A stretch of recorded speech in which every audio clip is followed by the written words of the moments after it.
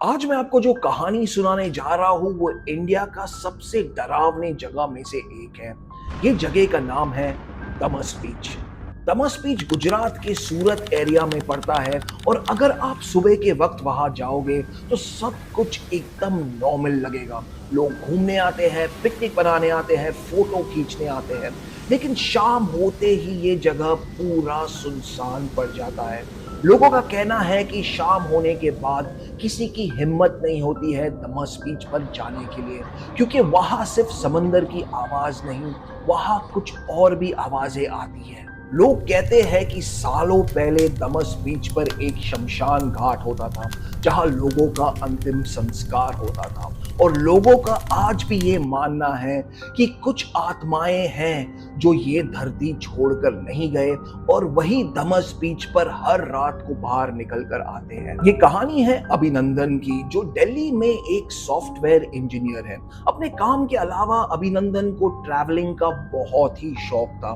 उसके दोस्तों ने उसे दमस बीच के बारे में काफी कुछ बताया और अभिनंदन का बहुत मन हो रहा था कि वो दमस बीच जाए, लेकिन उसके दोस्तों ने उसे वार्न भी किया कि भाई दमस बीच पर जाओगे तो शाम के वक्त पर मत जाना, क्योंकि वहां बहुत सारे आत्माएं घूमती है, वहां से अजीब अजीब आवाजें आती है, और समंदर में तो बिल्कुल मत जाना, क्योंकि जो रात को वो समंदर में जाता है वो कभी बाहर निकल कर नहीं आता है। लेकिन अभिनंदन ने ये सबको एक मजाक में लिया। उसे लगा कि भाई ऐसे कोई जगह ही नहीं है इस पूरे धरती पर जो हॉन्टेड है। उसे लगा कि भाई ये सब एक वहम है, और उसने ठान ली कि वो अपने दोस्तों को गलत प्रूफ करके रहेगा। एक दिन अभिनंदन ने सोचा कि भाई दिवाली की लंबी छुट्टियां है, यही मौका है कि मैं गुजरात होके आऊं और मैं देखूं कि भाई ये दमस बीच में ऐसा क्या है जो सब लोग मुझे मना कर रहे जाने से। अभिनंदन ने अपना बैग पैक किया और वो निकल पड़ा गुजरात के लिए। गुजरात के सूरत एरिया में वो तकरीबन 3 बजे पहुंचा और फिर उसने अपने होटल में चेक इन किया। अब अभिनंदन ने फिर थोड़ा आराम किया और शाम के 5 बजे अभिनंदन ने एक ऑटो पकड़ा और दमस बीच के लिए निकल पड़ा। अभिनंदन तकरीबन 5:30 बजे शाम को दमस बीच पर पहुंच गया, और जब उसने दमस बीच देखा उसके चेहरे पर एक स्माइल आया। उसने तभी अपने मन में सोचा कि मुझे पता था, मैं सही था, यहाँ ऐसा कुछ नहीं है। उसने जो बीच पे देखा वो बहुत ही नॉर्मल था। लोग घूम रहे थे, फैमिलीज बैठे थे, लोग समंदर में तैर रहे थे। अभिनंदन ने सोचा कि ये सबसे अच्छा मौका है। उसने कैमरा निकाला और लोगों की तस्वीरें लेना शुरू कर दिया।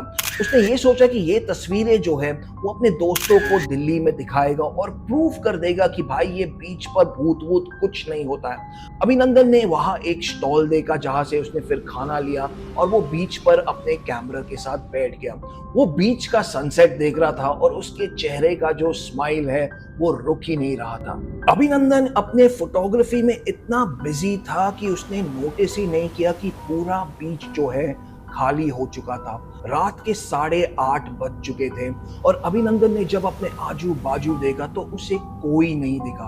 अभिनंदन ने सोचा यार और 15-20 मिनट बैठ लूंगा, थोड़ा और फोटो ले लूंगा और फिर मैं यहाँ से चला जाऊंगा। अभिनंदन ने फिर से अपना जो ट्राइपॉड है वो सेटअप किया और वो फोटो लेने ही जा रहा था और उससे दूर कहीं बच्चे की रोने की आवाज आने लगी।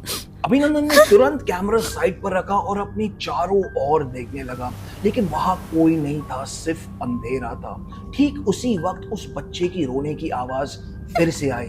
इस बार अभिनंदन उठा और उसने ये डिसाइड कर लिया कि वो इस आवाज को फॉलो करेगा ताकि वो इस बच्चे की मदद कर सके।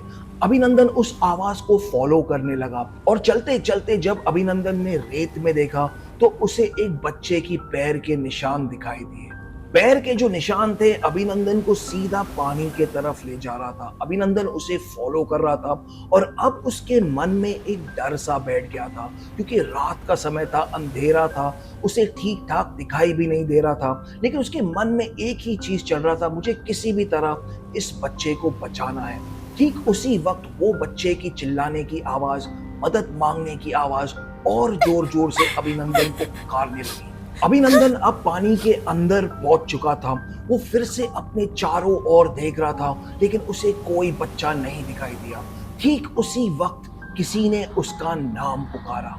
अभिनंदन ने तुरंत पीछे मुड़कर देखा, पर वहां कोई नहीं था, वहां सिर्फ अंधेरा था। अभिनंदन अब एकदम से डर गया था। वो एक ही जगह खड़ा था, हिल नहीं रहा था। उसे पता नहीं कि उसे क्या करना है। और फिर से वही बच्चे की आवाज जो है उसे सुनाई दी। अभिनंदन ने पीछे मुड़कर देखा, लेकिन वहां कोई बच्चा नहीं था।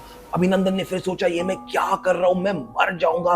और उसने सोचा कि मैं अब ये पानी में से निकलता हूं। लेकिन ठीक उसी वक्त किसी ने अभिनंदन को पीछे से धक्का दिया और अभिनंदन जो है पानी में जाकर गिरा। अभिनंदन को तैरने आता था, लेकिन उस वक्त उसे ऐसा लगा कि उसका पूरा बॉडी जो है उसके कंट्रोल में नहीं है। वो जितना तैरने की कोशिश कर रहा था, उतना ही उसे ऐसे लग रहा था कि कुछ है या कोई है जो उसे पानी के अंदर और खींच रहा है। अभिनंदन ने अपना सारा जोर लगाया और वो पानी के बाहर रेत पर पहुंचा। रेत पर पहुंचते ही उसे वो बच्चे की आवाज फिर से आने लगी, जो सुनकर वो पानी में चला गया था। अभिनंदन ने इस बार पीछे नहीं देखा, वो सीधा भागते गया और दमस बीच छोड़कर चला गया। नेक्स्ट डे जब अभिनंदन अपने नींद से उठा, वो बहुत ही डरा हुआ था। उसे जवाब चाहिए था कि उसके साथ हुआ क्या। उसने होटल स्टाफ को अपने रूम में बुलाया और दमस बीच पर जो भी हुआ उसके साथ, उसने पूरी कहानी वो होटल स्टाफ को बता दी। होटल स्टाफ ने अभिनंदन को कहा कि हम जब दमस बीच पर शाम के वक्त जाते, स्पेसिफिकली जब सनसेट के बाद जाते, जब अंधेरा होता है और कोई हमें पीछे से आवाज लगाता है या हमारा नाम पुकारता है, तो हम कभी पीछे मुड़कर नहीं देखते, क्योंकि वो जो है बच्चे नहीं होते, वो कुछ और ही होते हैं।